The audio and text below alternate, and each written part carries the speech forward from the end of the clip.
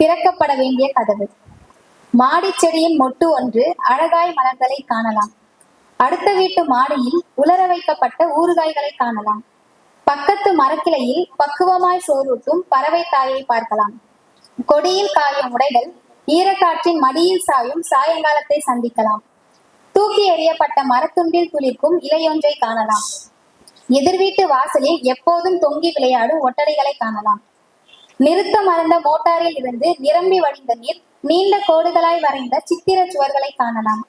மாடி தோட்டத்தின் மகிமையில் மகிழலாம். யதார்த்த காட்சியில் எதிர்பாராமல் திறக்கப்பட்ட ஜன்னல் வழிதான் எத்தனை வித வண்ணங்கள். யதார்த்த காட்சியில் எதிர்பாராமல் திறக்கப்பட்ட ஜன்னல் வழிதான் எத்தனை வித வண்ணங்கள். முழுதும் இருள்தான் என மூடிய ஜன்னல் உள்ளே முட்டி மோதி புலம்பி என்ன செய்ய? திறக்க முற்படாத கதவுகள் வழி காட்சிகள் வரும் என கணக்கு போட்டால் எப்படி? ஜன்னலை மட்டுமல்ல, சமயத்தில் மனதையும் திறக்க முயற்சிப்போம். மறக்கவும் மன்னிக்கவும் இயலாமல் மருகும் மனத்திற்கு கூட மருந்தீடுதல் கூட திறந்திருந்தாலே சாத்தியம். திறந்த மனதோடு நிரம்ப பேசுவோம். பாரமின்றி பறக்க ஏதுவாக இருக்கும்.